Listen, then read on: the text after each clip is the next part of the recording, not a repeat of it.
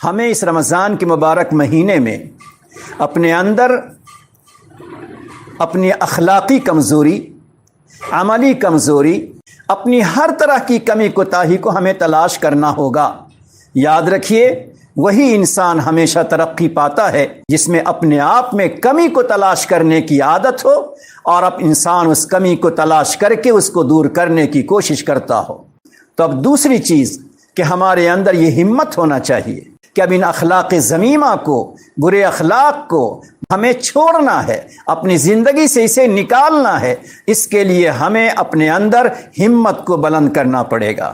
یاد رکھیے، دنیا میں چاہے دنیاوی اعتبار سے ہو، چاہے دینی اعتبار سے ہو، کسی بھی اعتبار سے آپ دیکھیں گے وہی انسان منزل تک پہنچتا ہے جس میں ہمت ہوتی ہے۔ چنانچہ آپ دیکھیں، لوگوں نے مادے پر محنت کرنے کا عزم کیا۔ اللہ نے کائنات کی تمام چیزوں کو بنایا ہے، دنیا میں انسان میں ہمت آئی، عزم ہوا، حوصلہ ہوا، تو انسان نے مٹی پہ محنت کی ہے، میٹل پہ محنت کی ہے، ہر چیز پہ انسان نے محنت کی ہے، اور محنت کر کے اس نے کیسی کیسی مشینیں بنائی ہیں، کیا کیا چیزیں اس نے ایجاد کر دی ہیں۔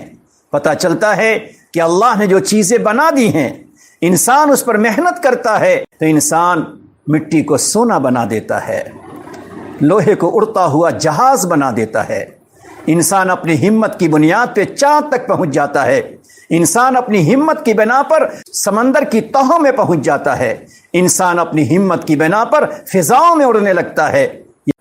اسی طرح علمی دنیا میں آپ دیکھیں، اللہ کے بندے علم کی دنیا میں جب انہوں نے اپنی ہمت کو، اپنے حوصلے کو بلند کیا تو علمی دنیا میں وہ سورج تک پہنچے، آسمان کی بلندی تک پہنچے۔ اللہ اللہ، علم کے ایسے ایسے پہاڑ، علم کے ایسے ایسے آسمان دنیا میں پیدا ہوئے جو اپنی نشانیاں دنیا میں چھوڑ کر چلے گئے۔ وہ کون سی چیز تھی کہ جس نے ان کو علم کے آسمان تک پہنچا دیا، علم کا چاند اور سورج ان کو بنا دیا؟ در حقیقت ان میں وہی عزم تھا جس کے نتیجے میں اللہ رب العزت نے ان کو وہاں سے وہاں تک پہنچایا۔ کریمہ بنت احمد ایک عورت کا نام ملتا ہے، علم کا شوق ہوا، ایک عورت ہونے کے ساتھ ساتھ اس نے بخاری شریف، امام بخاری رحمۃ اللہ علیہ کی بخاری شریف کو اس جذبے کے ساتھ ایک عورت ہو کر اس نے اس کو اس طرح سے پڑھا کہ بخاری شریف کی روایت کرنے والے جتنے مردوں کا نام آتا ہے اس میں ایک عورت کے مجاہدے، اس کی ہمت و حوصلے کی بنا پر کریمہ بنت احمد کا نام بھی شامل ہے۔ اس سے پتہ چلتا ہے کہ ہمت و حوصلہ کی بنیاد پہ مرد جہاں آگے بڑھتا ہے وہیں اللہ کی بندیاں بھی آگے بڑھتی چلی جاتی ہیں۔ اسی بنیاد پر اللہ کے بندوں کو آپ نے سنا ہوگا کیسے کیسے اللہ کے بندے تھے۔ امام بخاری رحمۃ اللہ علیہ کی ہمت کو دیکھیں، رمضان شریف میں 60 قرآن ختم کرتے تھے۔ امام شافعی رحمۃ اللہ علیہ کی ہمت کو دیکھیں، 61 قرآن کریم رمضان میں ختم کرتے تھے۔ ابو حنیفہ رحمۃ اللہ علیہ کو دیکھیں، رات و دن ملا کر رمضان میں 63 قرآن کریم ختم کرتے تھے۔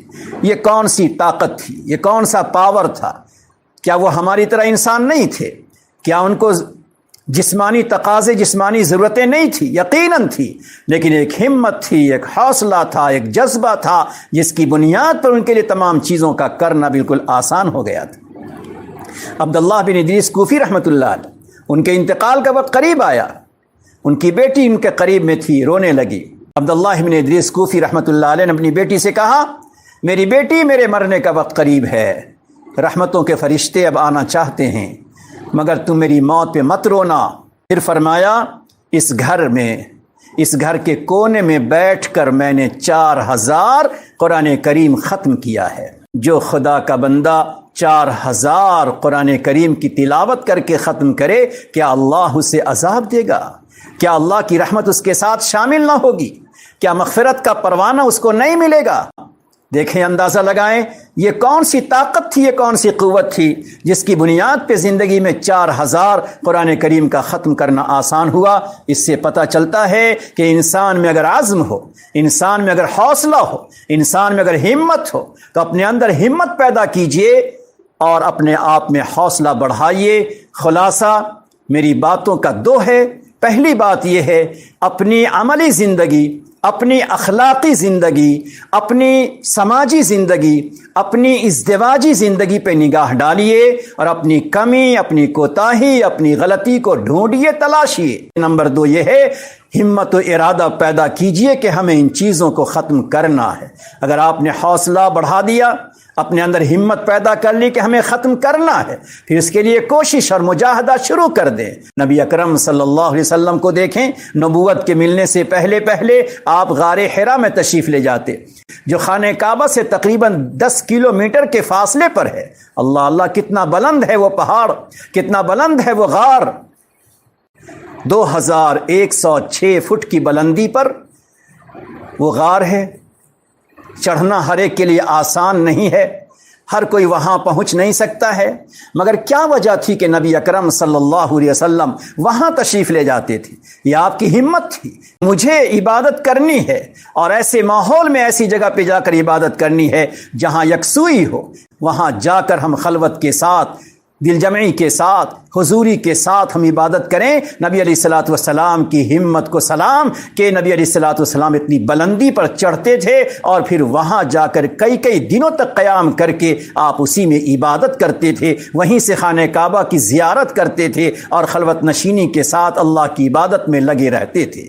2 چیزیں میں نے عرض کی ہیں، ایک اپنی کمی کوتاہی کو تلاش کیجئے، اس کو دور کرنے کا عزم و ارادہ اور اپنے اندر ہمت پیدا کیجئے اور اپنے عمل میں آگے بڑھنے کی کوشش کیجئے۔ اللہ رب العزت ہمیں اس رمضان کے پیغام کو سمجھنے کی توفیق عطا فرمائے۔